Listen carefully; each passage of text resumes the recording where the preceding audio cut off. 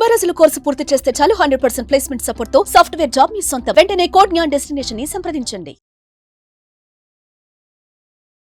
నమస్తే, welcome to Suman TV. నేను మీ anchor సరి. మార్చ్ నెలలో ద్వాదశ రాశుల వారికి ఎలా ఉండబోతుంది, వారు ఎలాంటి పరిహారాలు చేసుకోవాలి, వీటి గురించి ఇన్ డీటెయిల్గా మనతో చెప్పడానికి వేదిక్ ఆస్ట్రాలజర్ ఉమా గారు ఉన్నారు. వారిని అడిగి తెలుసుకుందాం. నమస్కారం గురుగారు. నమస్తే అమ్మా. ద్వాదశ రాశుల వారికి మార్చ్ నెలలో గ్రహ సంచారం ఎలా ఉండబోతుంది? అందరికీ నమస్కారం అండి. ఈ మార్చి నెల అంటే ఈ మాసంలో చాలా మార్పులు జరగబోతున్నాయి. ఎందుకు అంటే ఈ నెల ఆఖరిలో, ఈ మాసం చివరిలో శని యొక్క ట్రాన్సిట్ జరగడం వల్ల కొంతమందికి ఏలినాటి శని లేదా శని దోషములు పోతున్నాయి, కొంతమందికి శని దోషాలు పట్టబోతున్నాయి ఈ మాసం చివరిలో. అదేవిధంగా ఇదే మాసం చివరిలో 28, 29, 30వ తారీఖుల్లో షష్టగ్రహ కూటమైనటువంటిది ఏర్పడబోతోంది. దానివల్ల ద్వాదశ రాశులకి 12 రాశుల మీద కూడా ఈ యొక్క ప్రభావం అనేది తీవ్రంగా పడబోతోంది. ఐదర్ పాజిటివ్ అయినా నెగిటివ్ అయినా ఖచ్చితంగా పడుతుంది. దాని గురించి డిస్కస్ చేసుకోవాలి అండ్ దాని గురించి తగిన జాగ్రత్తలు కూడా చెప్పాలి. అదేవిధంగా ఈ మాసంలో రవి యొక్క ట్రాన్సిట్ కూడా మార్చి 15వ తారీఖు తర్వాత జరగబోతోంది. మార్చి 15వ తారీఖు వరకు కుంభంలో సంచరిస్తున్నటువంటి రవిగ్రహ సంచారము 15 తర్వాత మీనంలోకి ఎంటర్ అవ్వబోతున్నారు. కాబట్టి దానివల్ల కూడా కొంత మార్పులు అనేవి ఉద్యోగరీత్యా, పదవి యోగాల రీత్యా ప్రతి రాశికి కొన్ని మార్పులు జరగబోతున్నాయి. అయితే ఈ మాసము గ్రహ సంచారము చూస్తే వృషభంలో గురుగ్రహ బృహస్పతి సంచారము, మిథునంలో కుజగ్రహ సంచారము, కన్యలో కేతుగ్రహ సంచారము, కుంభంలో రవి శనుల యొక్క కంజంక్షను. రవి మార్చి 15 వరకు మాత్రమే కంజంక్షన్లో ఉంటారు, ఆ తర్వాత మీనంలోకి వెళ్ళిపోతారు. మీనంలో చంద్ర, శుక్ర, రాహు, బుధుల యొక్క సంచారం నడుస్తోంది.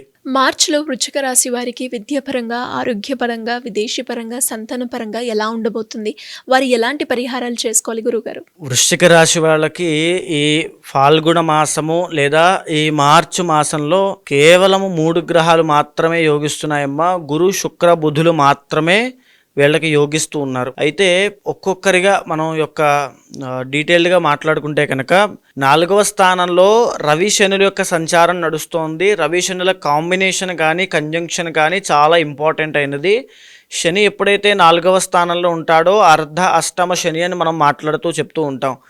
అర్ధాష్టమస్య కార్యహాని, మేజర్గా వీళ్ళ జీవితంలో వీళ్ళ వృత్తిరీత్యా కానీ వ్యాపార రీత్యా కానీ ఏవైనా అంటే జాబ్ పరంగా అవ్వచ్చు, వాళ్ళ కోర్సులు చేసి మేము కష్టపడుతున్నాం అనుకుంటే అవన్నీ ప్రొలాంగ్ అవుతుంటాయి, డిలే అవుతుంటాయి తప్ప వాళ్ళకి ఒక రకమైనటువంటి గ్రోత్ అనేది తొందరగా కనబడదు. మేజర్ చేంజెస్ ఇన్ లైఫ్ అనేది అప్పుడే కాదు, ఇంకా టైం ఉందని చెప్పచ్చు. అయితే ఇప్పుడు ప్రజెంట్ 4వ స్థానంలో రవితో కూడా కలిసి ఉన్నారు కాబట్టి మరీ ముఖ్యంగా ప్రేమలో విరోధాలు ఏర్పడతాయి. అంటే ప్రేమ వ్యవహారాల్లో అపజయం పొందడము, బ్రేకప్స్ ఎక్కువ అవ్వడము, అంటే ప్రతి అంశము మనం మాట్లాడాలి కాబట్టి చెప్తున్నానమ్మా. ప్రయాణ విఘ్నములు అని అంటే వీళ్ళు ఏదైనా ఒక ట్రావెలింగ్ పెట్టుకుంటే మధ్యలో ఆగిపోవడం, వెనక్కి వచ్చేయడం లాంటివి ఎన్నో జరిగే అవకాశాలు ఉంటాయి. దాంతో పాటుగా ఏదైనా ముఖ్యమైనటువంటి ట్రావెలింగ్స్ కానీ ఏమైనా ఉంటే బ్రేక్ అవుతూ ఉంటాయి.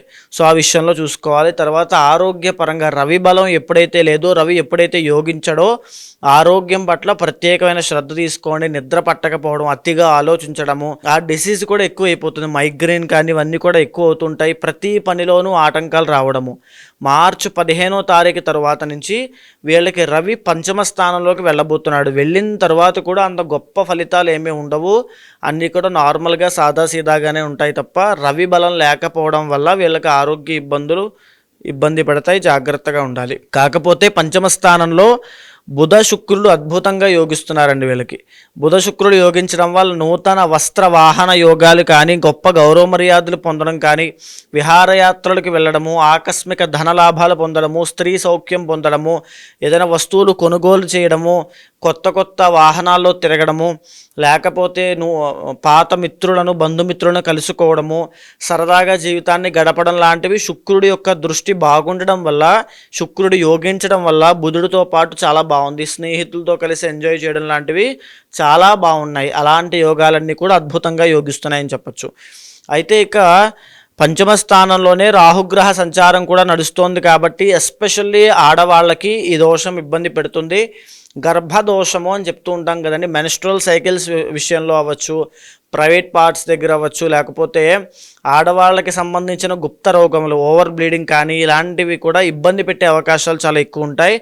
ఆరోగ్యపరంగా ఆడవాళ్ళు ప్రత్యేకమైన శ్రద్ధ తప్పకుండా తీసుకోవాలి. అనారోగ్య సమస్యలు సూచిస్తున్నాయి ఈ మాసంలో, జాగ్రత్తగా ఉండండి. ఇక సప్తమ స్థానంలో గురుగ్రహ సంచారము ఎక్సలెంట్ అని చెప్పచ్చు. వృత్తిరీత్యా మరీ డబ్బు లేకుండా, మరీ ఆదాయం లేకుండా కాకుండా వీళ్ళని కాపాడేది గురుబలమే. ఏదైనా శుభకార్యాల్లో పాల్గొనడం కానీ, లేదా వీళ్ళకి మే 15 వరకు మాత్రమే గురుబలం ఉంటుందండి.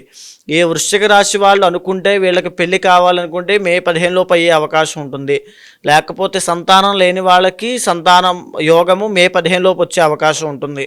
కాబట్టి గురుబలం ఉన్నప్పుడే ఆ శుభకార్యాలని, ఆ శుభాన్ని అనుభవించగలుగుతారు, ఎంజాయ్ చేయగలుగుతారు అని చెప్పచ్చు. ఇక అష్టమంలో కుజగ్రహ సంచారం వాహన ప్రమాదాలని కానీ, లేకపోతే కార్యహాని, ఏ పని తలపెట్టినా అందులో పనులు మధ్యలో ఆగిపోవడము, కాస్త అశాంతి అనేటువంటిది రావడము. కుజుడు ఎప్పుడు కూడా హీట్ కాబట్టి ఆ జ్వరము లేకపోతే బాడీ హీట్ని ఎక్కువగా ఫీల్ అవ్వడము, తద్వారా వచ్చే ఆరోగ్య సమస్యల విషయంలో కాస్త నలతగా ఉండడం లాంటివి ఎన్నో జరుగుతాయి. అయితే వీళ్ళకి వృశ్చిక రాశి వాళ్ళకి ప్రస్తుతము ఈ మాసం చివరిలో పట్టబోయే షష్టగ్రహ కూటమి వృశ్చికం నుంచి చూస్తే వృశ్చికము, ధనస్సు, మకరము, కుంభము, మీనము పంచమ స్థానంలో షష్టగ్రహ కూటమి పట్టబోతోంది. పంచమ స్థానంలో పట్టబోతోంది కాబట్టి వీళ్ళ యొక్క నడవడికలో ఇబ్బందులు రావడము, వీళ్ళు స్వయంకృత అపరాధం చేస్తే కనుక, ఏదైనా అలవాట్లు కానీ వ్యసనాలు ఉన్న వాళ్ళు కానీ ఏవైనా తప్పిదాలు చేస్తే ఈ షష్టగ్రహ కూటమి ఎఫెక్ట్ వల్ల ఖచ్చితంగా జీవితం అంతా తారుమారవుతుంది అని చెప్పచ్చు. చాలా ఇబ్బందులు వస్తాయి. దీంతో పాటుగా సంతానము ఉన్న వాళ్ళకి సంతానపరమైన సమస్యలు వచ్చే అవకాశం ఉంది. సంతానం లేని వాళ్ళకి సంతానం విషయంలో మిస్క్యారీ అయ్యే యోగం కనబడుతోంది. ఇందాక కూడా పంచమంలో రాహు ఉన్నప్పుడు చెప్పేటువంటి విషయము గర్భదోషము అని చెప్పాం కదండి.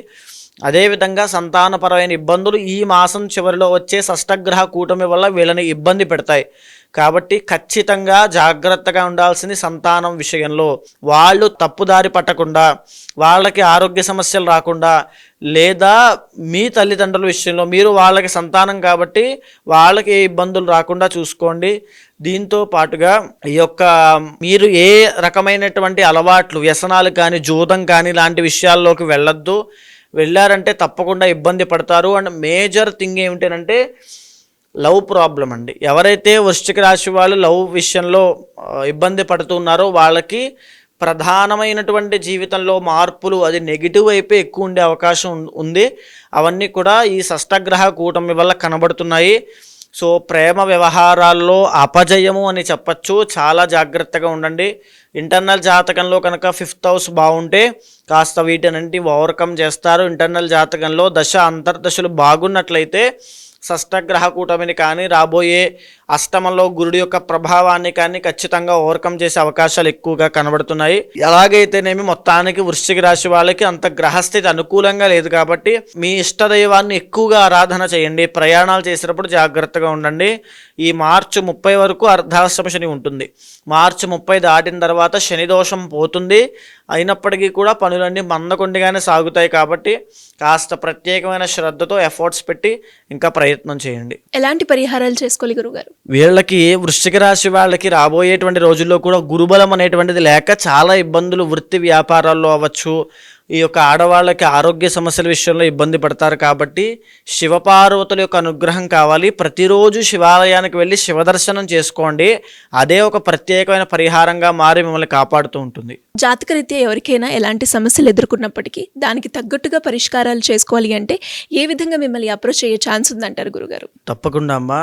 ఏదైతే మనం మాస ఫలితములు, వార ఫలితములు, తర్వాత సంవత్సర ఫలితములను మాట్లాడుకుంటున్నామో అది గోచార ఫలితంగా మన మీద 30 నుంచి 45% మాత్రమే ప్రభావితం చూపిస్తుంది. మిగతా పర్సెంట్ అంతా కూడా ఇంటర్నల్ జాతకం మీద ఆధారపడి ఉంటుంది. కాబట్టి కంగారు పడాల్సిన పని లేదు. కొన్ని రాశుల వారికి యోగాలు బాగాలేని డిసప్పాయింట్ అవ్వాల్సిన పని లేదు. కొన్ని రాశుల వాళ్ళకి రాజయోగం ఉంది కదా అని చెప్పి ఏ పని చేయకుండా ఖాళీగా కూర్చోవాల్సిన అవసరమూ లేదు.